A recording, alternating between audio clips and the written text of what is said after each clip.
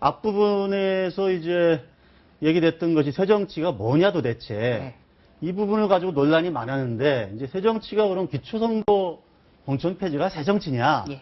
이 부분 가지고 또 한참 또 저 갈등이 벌어졌잖아요. 또 네. 최근에는 기초공천을 매개로 무공천을 매개로 이제 신당 창당이 됐는데 근데 다시 또 우리 무공천하면 안 됩니다. 이런 목소리들이 막 분출하고 있잖아요. 그렇습니다. 그거 어떻게 좀 논란이 전개가 될 것 같습니까? 네, 그동안에 참 민주당에서는 창당만 되라. 창당 이후에 바로 이 문제를 공론화시키겠다.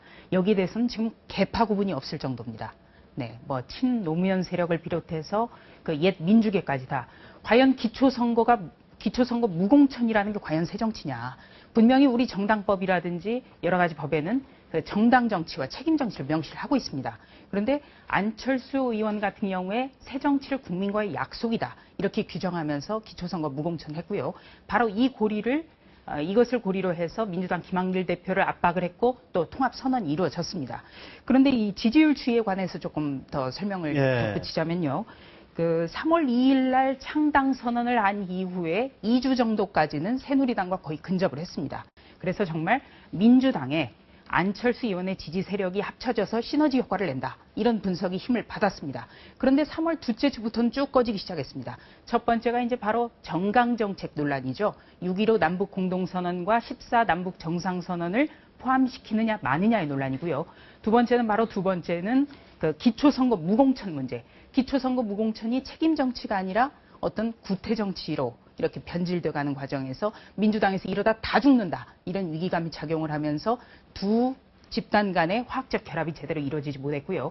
세 번째는 그 친노 세력이 지금까지 비판된 거는 그 뺄셈의 정치를 했다는 측면이 큽니다. 그런데 안철수 의원 측의 한상진 서울대 명예교수가 친노 배제론을 얘기하면서 이것이 다 바로 새정치냐라는 비판을 받으면서 이 세 가지 요소가 그 합쳐져서 지지율이 쭉 그 신당 지지율이 지금 꺼져가고 있고요.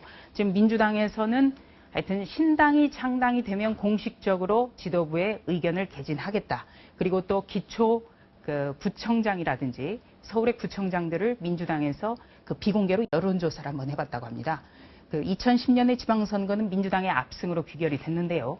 그 현직 구청장들을 무소속 후보로 넣어서 여론조사를 해봤더니 거의 100% 지는 걸로 나왔습니다. 그래서 정말 현장의 밑바닥은 굉장히 부글부글 끓고 있고요. 일단 창당까지는 기다리겠다. 네, 그래서 정말 창당이라는 거 정말 쉽지 않게 이뤘지만 정말 내일부터는 다시 격돌할 것 같습니다. 지금 말씀을 들으니까요. 동의가 되는 부분도 있고 안 되는 부분도 사실 있는 게 사실인데요. 무공천 때문에 이것이 지지율이 빠졌다. 저는 그 부분은 사실 세 가지를 지금 얘기했어요. 동의하기가 어려운 부분입니다. 왜냐하면 사실 다수의 국민들이 무공천을 원하고 있는 것이 사실이고요.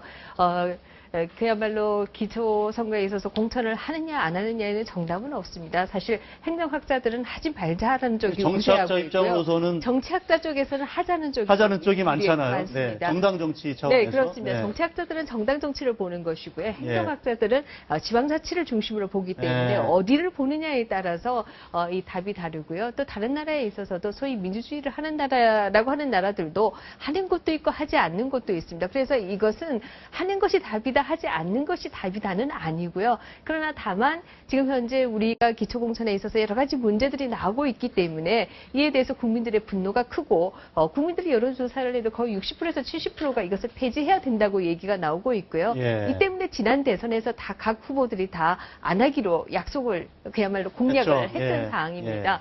그런데 공약을 지키지 않는 쪽은 지지율이 오르고 우리가 오히려 공약을 지키는 쪽은 지지율이 빠진다. 이렇게 저는 분석하면 저는 그것은 포인트를 잘못 잡는 부분이 아니겠는가. 오히려 언론이 조금 잘못 유도하는 측면이 있다. 이런 생각이 들고요. 선거 무공천 때문에 지지율이 떨어진다는 논리는 아니죠. 지금. 근데 여러 가지 논쟁들이 나오기 때문에 이것이 당이 통합이 안 되는 게 아니냐 때문에 지지율이 빠진다라고 한다면 통합신당 내에 어떤 화학적 결합이 제대로 이루어지지 않고 있기 때문에 그렇게 말씀하시는 건 맞는 말이에요. 그런데 이제 오늘 그 신당 창당대에 보시면요. 맨 뒷 배경에 그 약속을 지키겠습니다라는 단어가 분명히 들어가 있습니다.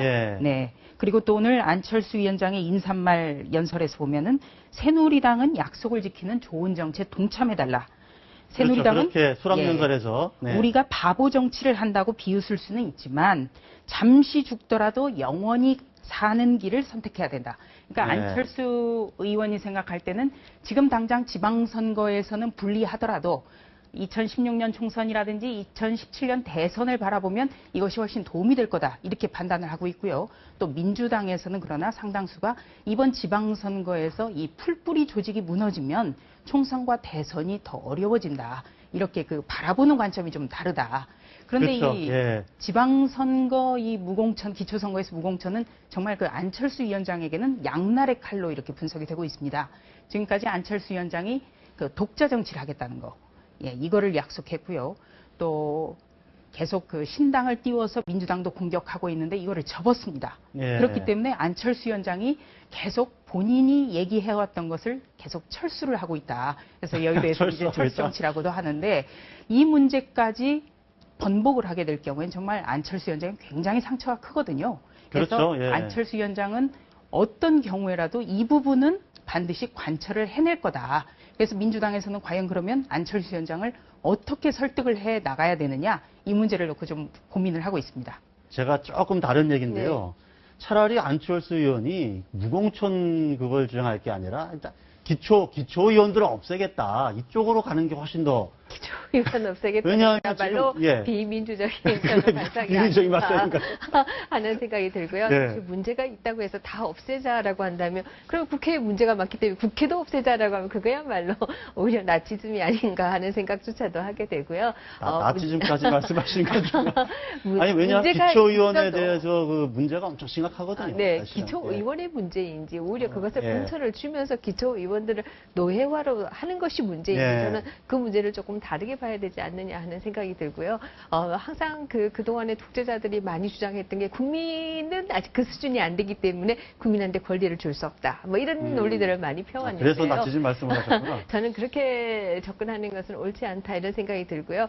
그러나 단지 이제 지켜보는 입장에서 아쉬운 것은 새정치라고 하는 게 비단 이 기초선거에 있어서 무공천을 의미하는 것은 아니고 어떻게 보면 전반적인 한국 사회의 정치 경제 구조를 바꾸자라고 하는 게 새정치인데 이 문제에 걸려서 조금 희화화되고 있는 듯한 느낌이 드는 부분은 상당히 아쉬운 부분이다 이런 생각이 들고요. 그런 차원에 있어서 저는 신당이 정말로 안철수 현상의 정신을 받아들여서 그것을 이루어내겠다, 그것을 결과를 보겠다라고 한다면 한국 사회의 정치 경제 구조가 어떻게 변화해 가야 하는지 그 청사진을 내놔야 한다라는 생각이 알겠습니다. 듭니다.